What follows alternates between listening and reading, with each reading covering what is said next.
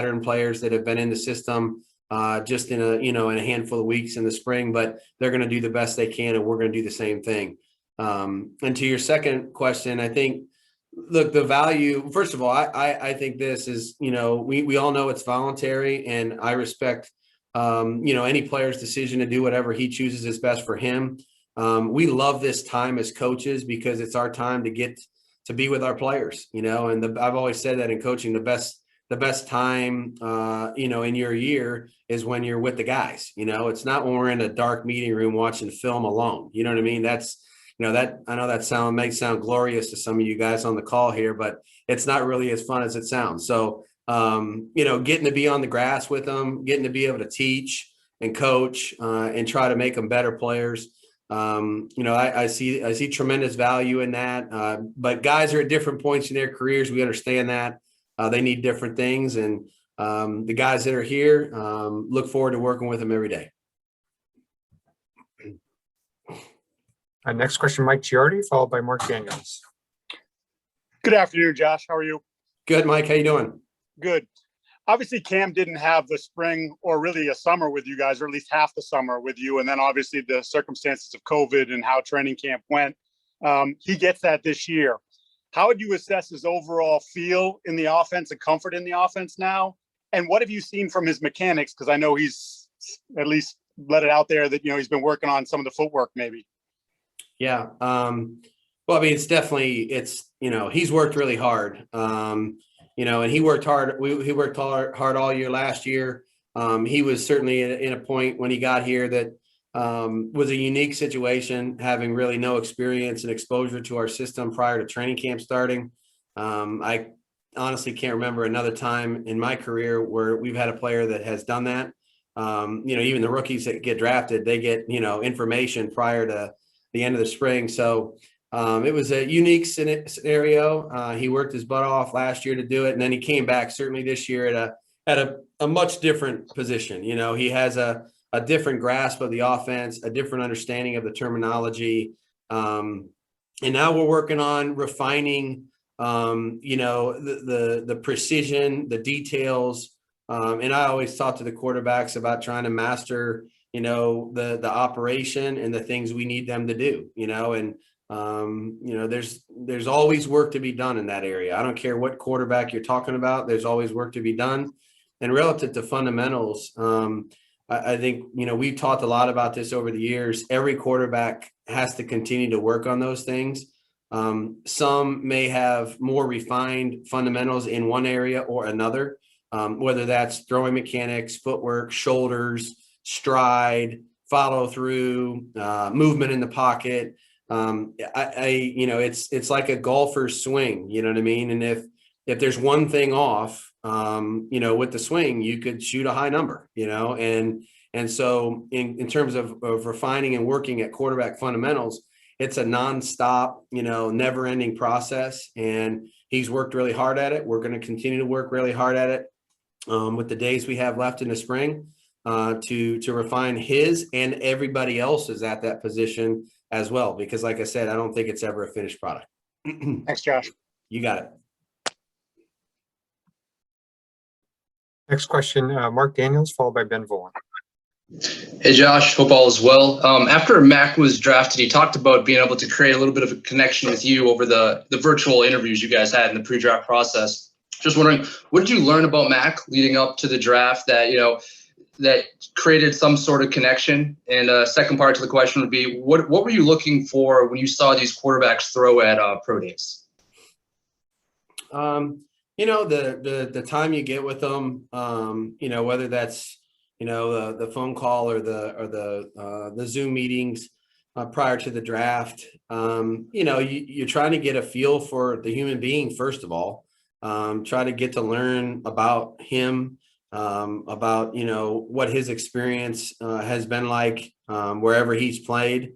What is his, what's his background? Where's he come from? You can learn a lot about somebody if you just are willing to have a good, honest, dialogue and communication with them and not just run right into football. And so I enjoyed that part of it. Enjoyed that part of it with a lot of guys this spring, quite honestly.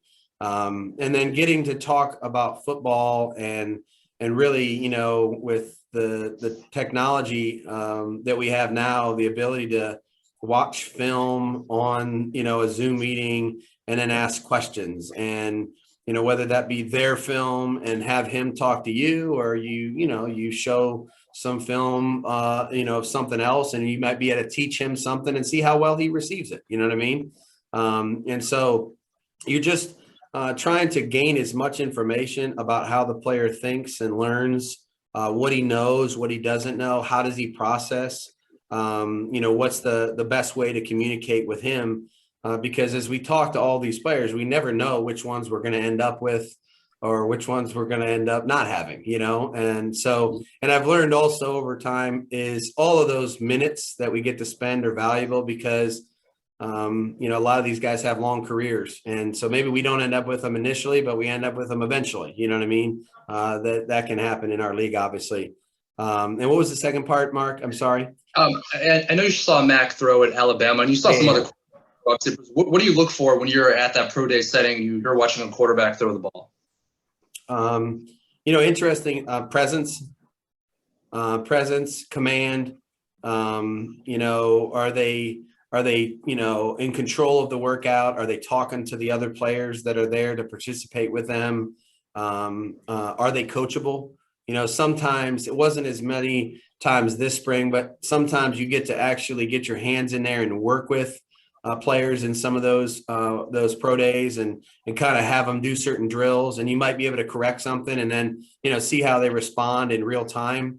But, you know, you certainly want to see their feet. You want to see their throwing mechanics. You want to see their accuracy, their arm strength in person is always a good thing to be able to feel, you know, because you can feel it when it's good, and you can see it clearly when it's not. And, you know, but you got to watch them interact with people. You know, are they ready for this kind of a situation? You know, there's been a lot of people at a lot of these pro days this year. So big crowd, and, you know, can they handle that kind of a, you know, it's not a game like environment, but, you know, there's some pressure there and they want to do well. And you just want to kind of pick up, you know, how they handle those kind of events. Thanks, Josh. Yep. Next question, Ben Volin, followed by Jim McBride. Hey, Josh, hope you're doing well. Thanks, Benjamin. How you doing? Hanging in there, man. Two quick ones, if you don't mind. What is it about Mac Jones that you liked when you evaluated him this offseason? Just what did you like about him? And how are you divvying up your time between coaching Cam and coaching Mac? How are you handling that? Well, you know, look, Mac, he's you know, he's won a lot of games, you know, in the last year plus, you know, at Alabama. He's played in some big games, some pressure situations. You know, he takes care of the football. He's demonstrated an ability to function at a pretty high level in their system and their offense with their terminology. You know, he competed in a league that's, I'd say, widely regarded as, you know, one of the top conferences, if not the top conference in all of college football. You know, and he's, you know, to play the position of quarterback, there's certainly not just one thing you need to do well. So, you know, he certainly, you know, stood out in certain obvious ways, you know, relative to throwing the football and command and, you know, protecting the ball and not, you know, not hurting his football team. So a lot to, you know, look at and digest as you studied him. And with the quarterback room, the best thing about coaching these guys, and we got 4 great guys in the room, is you coach all of them hard and you coach them all fairly and you coach them all, you know, to what they need. You know, one of them might need a kick in the butt once in a while, and one of them might need a pat on the back. And but what all of them need is good, honest communication and, you know, constructive criticism. We need to teach every day. I'm not taking anything for granted. Making sure that we cover everything A to Z, and giving them an opportunity to make a mistake, fix it, come back and try it again. And so to be able to give them all those opportunities this spring is invaluable. And it's a great opportunity for us to make progress in that room collectively to prepare them to compete in August. Thanks. I'm going to apologize in advance, guys. We're slotted for about 10 minutes apiece. I'm going to take 2 more questions. Steve Belichick is already waiting, so we'll go Jim McBride and Tom Kern. I apologize to those we don't get to. Hi, Josh. Thanks for taking the time today. I wanted to ask you about Ramondre Stevenson and kind of what attracted you to him and where do you see him fitting into your obviously deep group? Yeah, Mondre, big back, certainly, good vision, displayed, quick feet, ability to, break tackles, make yards with the ball in his hands, demonstrated an ability to catch the football and do something with it when he was used in the passing game. And he's tough enough to stand in there and block blitzers and do things in protection that can help you when he's in there. And that happens to be the case. And we spoke with him. We evaluated him personally, did the same thing with a lot of these guys. And headed into the draft again, like you never know who you're going to end up with, but, excited to have an opportunity to add him to our mix. He's being given the same opportunities that a lot of our guys have been given. Learn the offense, learn our terminology, understand how we do things, what our operation is. He's going to make plenty of mistakes and we're going to correct them. And again, hopefully by the time we get to training camp, he's got a decent foundation to which to build from. And then he has an opportunity to compete with our room, which, like you said, is, we got a lot of guys in that room that are pretty good football players. Thanks, And Josh. last question, Tom Kern. Hey, Josh. I'll try and keep it kind of quick. The question is this. There is a lot on your plate. You have new tight ends, new wideouts, offenses with quarterbacks who have disparate skills, a rookie first-round quarterback. The guy who's been here for 20 years, a quarterback, isn't here. A new quarterback coach, and there's more guys out of OTAs. Is this a recipe for difficulty? How do you conquer that? And is the learning curve at all steeper? Thank you. I don't see it that way. I understand, you all the different things that you mentioned, Tommy. Number one, I'd say, I look at each day as an opportunity to just coach and teach, whoever's here and gain as much on, improving our football team as we can. And so I don't worry about who isn't here. At this point, I know at some point they'll all be here and it'll be training camp and we're going to be rocking and rolling. The guys that are here, we feel like we will make them better and we'll have an opportunity to gain valuable repetitions in the spring so that any mistake we make, we can improve as we go forward. Relative to me and, my plate or whatever, this is what I love to do. And this is what excites me about being a professional football coach. I don't see this as an inordinate challenge. I see this as an opportunity. We got, young players that are new to our team. We got new veteran players that are new to our team.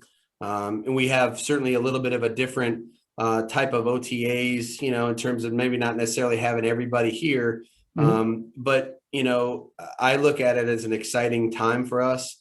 The new players, young or old, are all learning and learning rapidly. They're all listening. They're all asking great questions.